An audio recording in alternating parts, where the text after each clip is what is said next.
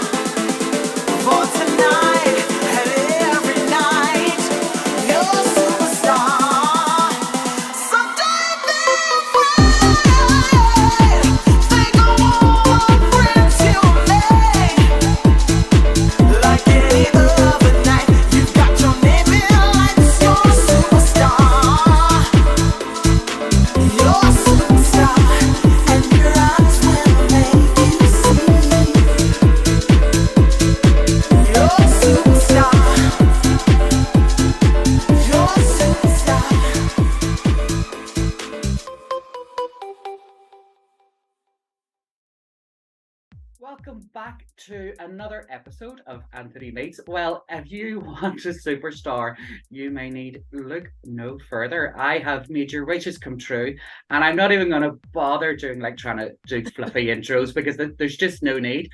Simone Denny of superstar fame. How the devil are you? I'm good. I'm good. How you doing? I'm really good. Thank you so much for joining me. So, Simone, obviously, the big news is you've just hit number one in the dance charts in Ireland. Yes. Yes. Exciting. Very So, cool. Took so 3 days. 3 days. I was like, wow. I was just going to say that. I mean, Yeah. you literally went, "Hey, here's a new song, Yeah. new mix," and then boom, number one. Yeah. You know what? That for some it might be shocking. For me, it wasn't. I know how much this particular anthem means to Ireland. Yeah. It's cultural now, and so when it hit, I was like, and there it is. It just reinforced the love. Do you know, and you're so right. And I mean, I met you actually at the CMA Awards in Yes. Northern Ireland. My very dear friend Michelle McTurnan Yes. and also Leslie McGarty. And the moment you remember it, I'm sure as well. They had got all of the finalists up for. I think they were telling me they were getting a selfie and they were playing the song in the background. Yeah. And then you appear in front of them singing Superstar. And the response, it was just absolutely out of this world. Amazing.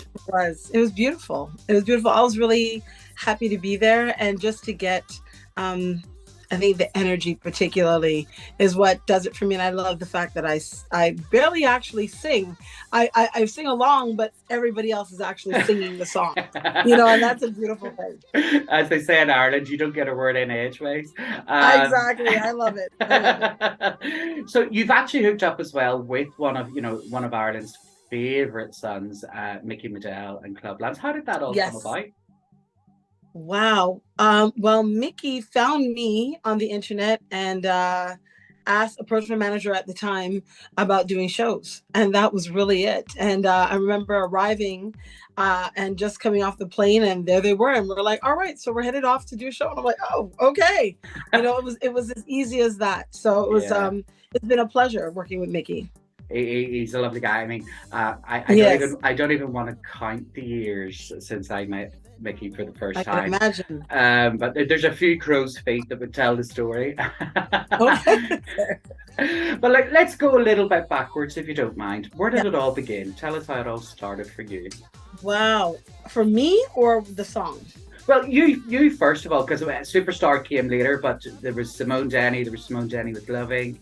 How did that all come about? Well, I had been doing a lot of session work, and I was basically a session singer in Toronto. So I go in and I do a lot of demos for different songs for different projects. And excuse me, I got a call for one for BKS at the time. Yeah. And that was a house music group in Canada that ended up having quite a lot of fame and a lot of hits. Yeah. And I ended up singing. That was my first actual in-studio exposure to dance music, because I got in and it was like, scream here, hold the note, do this. And I'm like, okay. But we did, what was cool about it is it actually led us to our first Juno, and the Juno Awards in Canada are our version of the Grammy Awards. Okay. So we won, and we ended up, I think, winning 3. Wow. Yeah, 3 with the 3 Junos year after year, which was pretty cool. So I ended up singing on quite a few songs. Then the head of that group, or one of the members of the group, disbanded that group, approached me and said, I want to start Loving. I'd really love you to be the vocalist. And I really had no idea how big this was going to become. And it really was like a tidal wave in Canada. One day I could walk down the street, the next day I couldn't. Yeah. So everywhere I went, to the grocery store, I couldn't go to the mall. I couldn't go anywhere because everybody knew my face, so it was crazy. And it was everywhere, literally everywhere. And that overnight fame, if you like, what does that do to a person? I mean, obviously it's going to be really exciting and all that lovely stuff. But is there a thorn to all of that as well? Well, it's not why I got into the business. I got into the business because I love music. I love connecting with people. And I know a lot of people will be like, yeah, sure. And I'm like, no, really, that's what I love. I love people. I can sit down and have a conversation with almost anybody. So I love that aspect of it. And I was a live musician. as well at the time. So I was playing with a lot of bands around Toronto as well. So that's what I come out of. So a lot of soul and funk and, and rock. That's what I was doing. So, I'm a musician, at heart. So I'm like a musician. So when it hit and it blew up, it was really kind of a very cool thing. I was like, oh, okay, so this is what this feels like. Okay.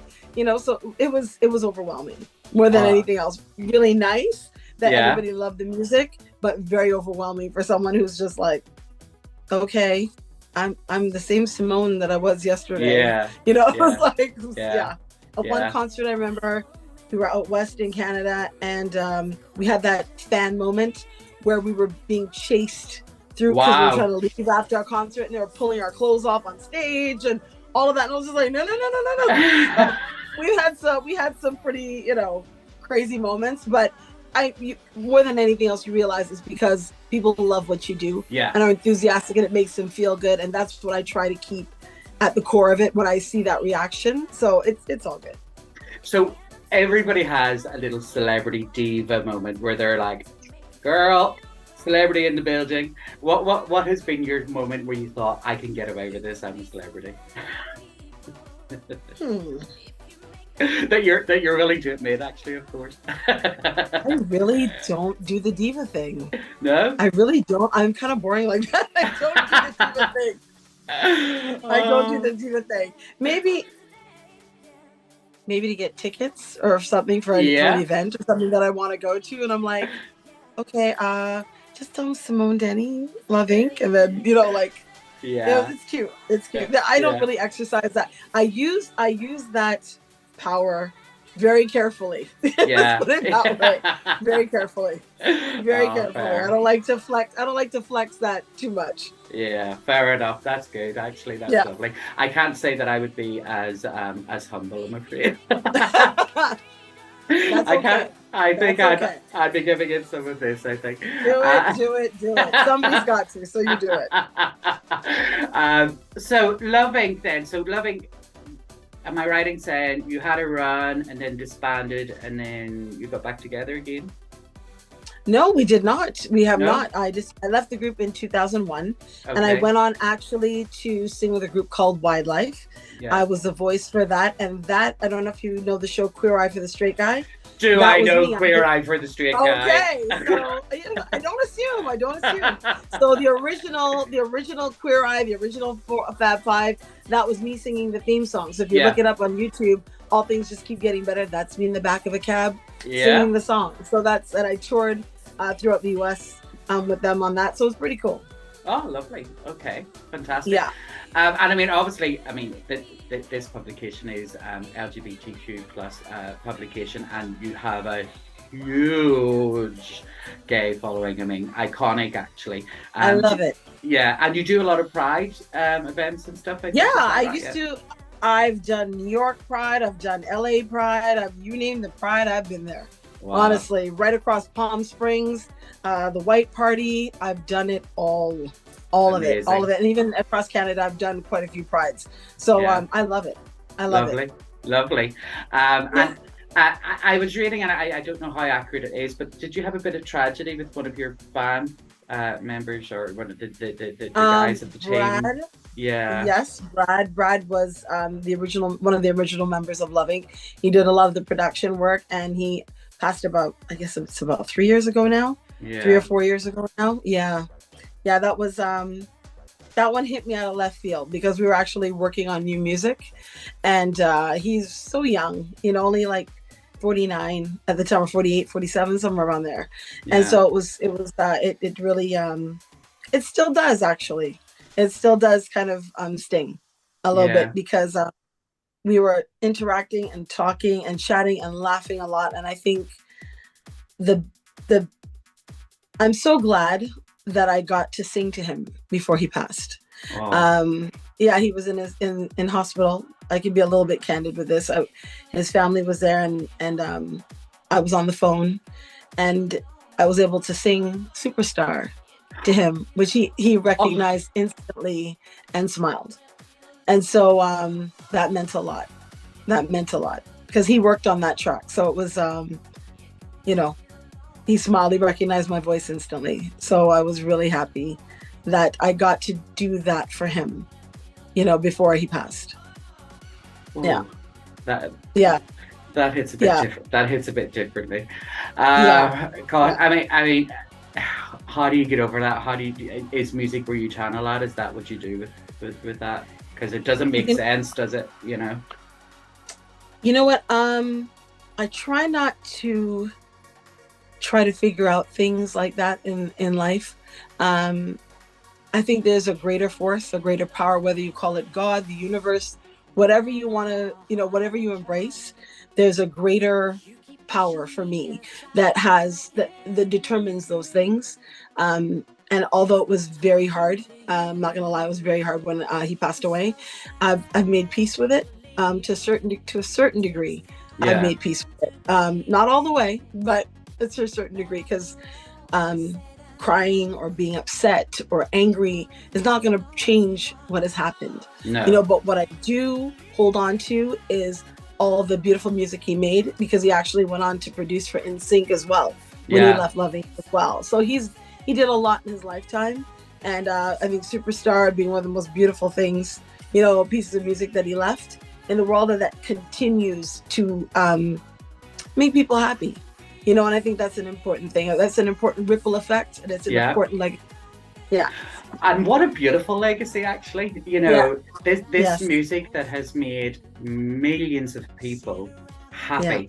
I mean, you know, that as soon as that little doot, as soon as it begins, everybody's lifted, everybody's happy. There is, you know, and you can't help but, you know, even if you're the most unrhythmic person in the world, you're going to start tapping and dancing and be happy. And do you know what? What a lovely thing. What a lovely legacy. Isn't that just gorgeous? It is. It is. That's beautiful. It is.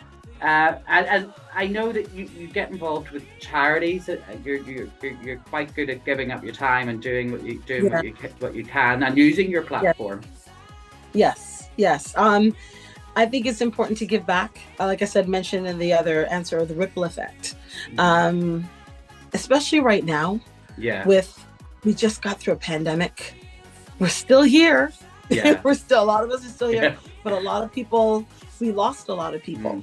You know, and I think we have to be very cognizant of that and try to help as much as we can. So for me, whenever I'm called on to help for a charity, I absolutely, you know, if I can be there, I'm there. I'm happy to lend my voice. If it helps people, if it brings comfort, if it strengthens, uplifts, contributes in a positive way, I'm in.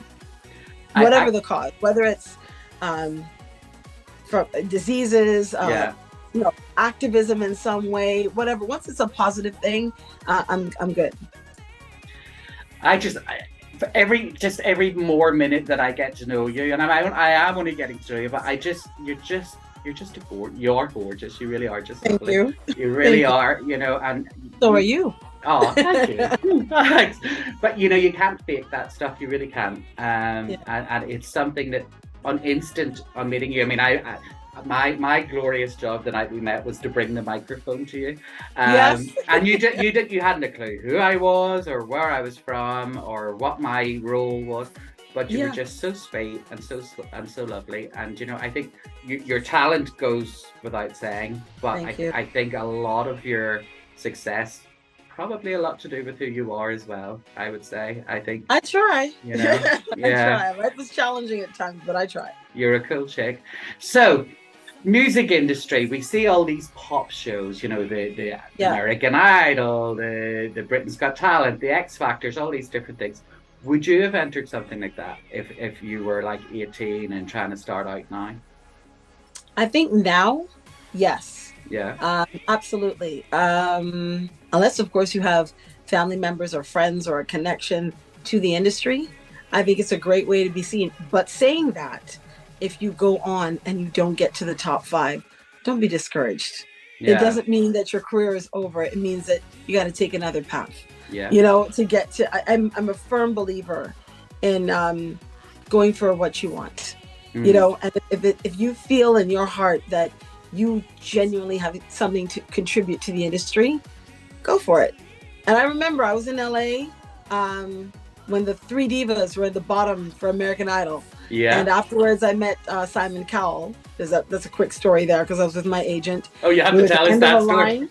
We were at the end of the line just as he was getting into his car, and I saw Simon, and he was just kind of bypassing everybody. He was not in the mood, and he stopped to talk to this one young lady, and I could hear everything he was saying to her. It was very cool. He said, never take no for an answer. Yeah. This is coming from Simon, Yeah. who's, shutting everyone down on the show. But what it made me realize about him is he really loves talent. Mm-hmm. He really, really loves talent. But he's like, you know what? Don't take a no for an answer. Even if I am not feeling what you're doing, someone else will. Yeah. So find your way in. If you got to adapt, then adapt. But find your way in. Do you know? That is so true. And I always say kind of the key to longevity is reinvention. And this is how we live long. I think this is how you live long. Yes. You just keep creating new lives. Just keep going, create your opportunities. Yeah. I mean, I left school at 15 years of age. No qualifications. I was expelled actually from school. And got a modelling contract, weirdly. Nice. It was the troubles in Northern Ireland. There wasn't a lot of modelling contracts kicking about. Got one of those and worked as a model and a dancer and thought, I don't need any qualifications. This is great. And then by accident kind of ended up becoming the first gay wedding planner in the UK. So we kind of worked civil partnerships coming in. And I thought that this is what I'm doing now, that I'm a gay wedding planner. And then I started to do TV and radio and writing for magazines and different things. So now I'm a media person. This is what I do. Beautiful. But then my nephew died. He was 4 of cancer. Mm-hmm. And do you know what, Simone? And I think this is kind of why I was tapping into your experience. Because people, when I try to explain this to people, I think people sometimes think it was like a big bolt out of the sky and God spoke and I had to change my life. It wasn't that. But have you ever seen the film Chocolat? No. When I've heard it. Right, so Nanook is the westerly wind that comes, and whenever they feel the breeze, they know there's change coming.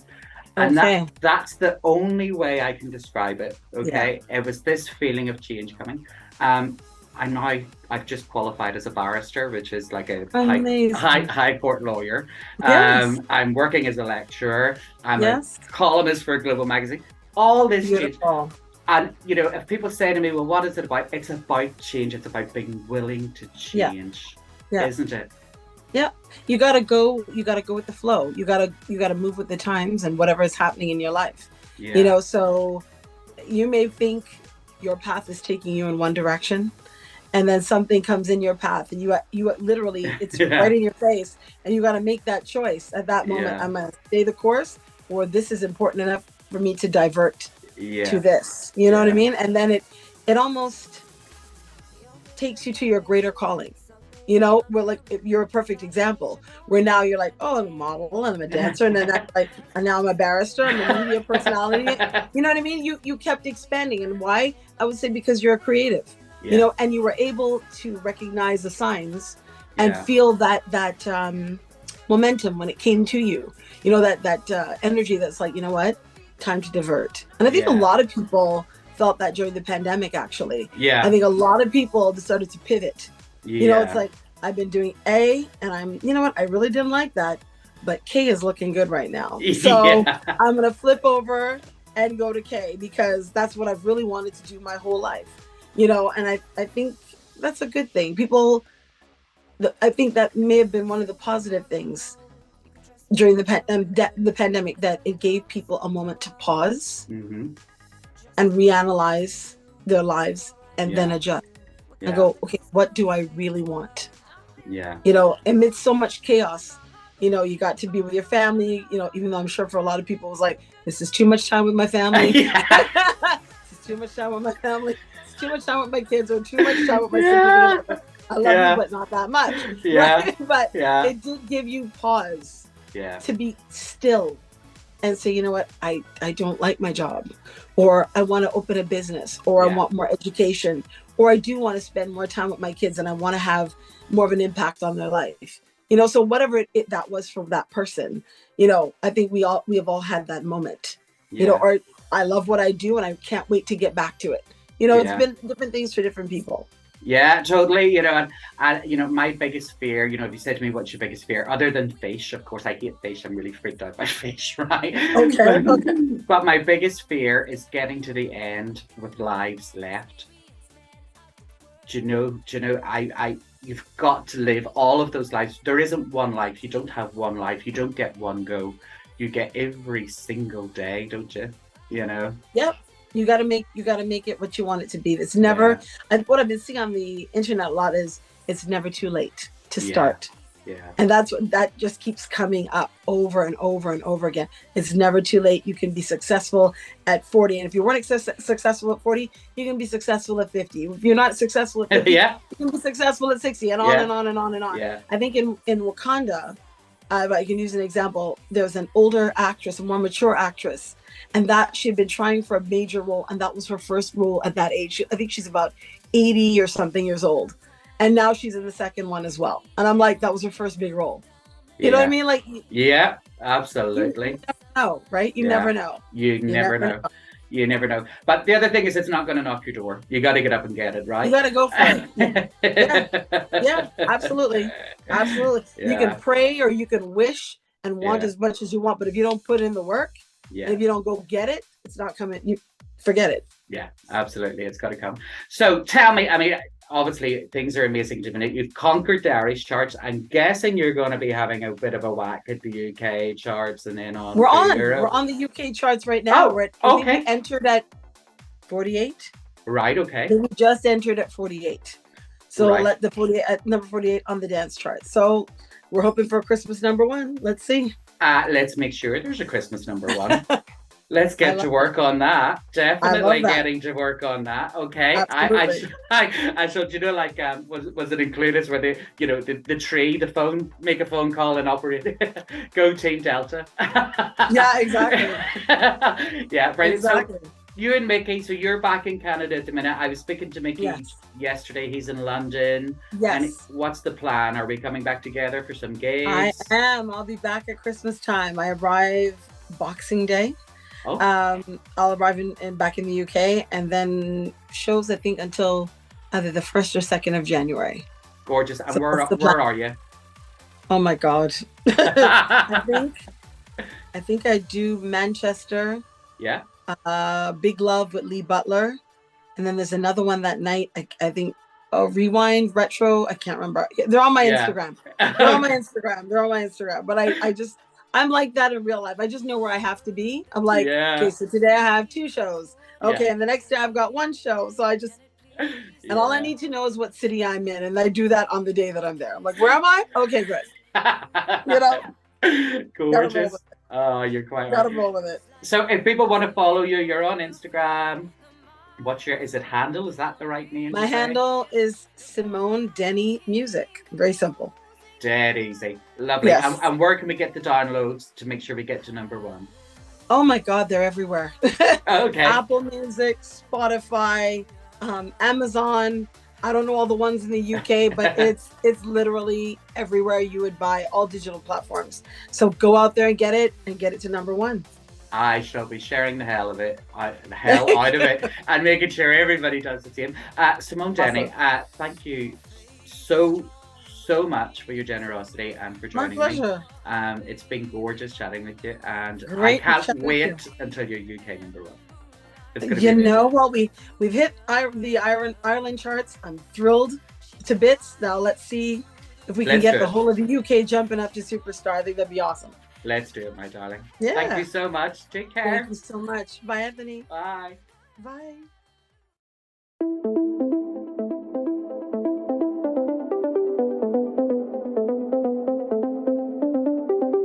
Reach for the sky and hold your head up high for tonight and every night. You're a superstar, and don't you be afraid. Think of all the friends you made.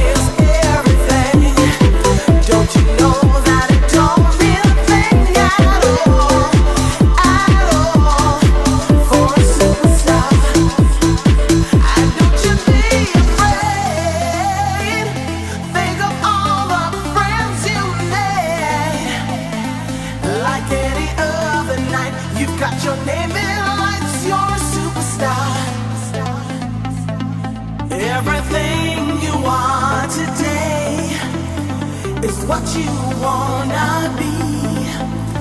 So don't be someone else when you be the best so easily. If you try, if you need, my baby, you'll succeed. You're a superstar.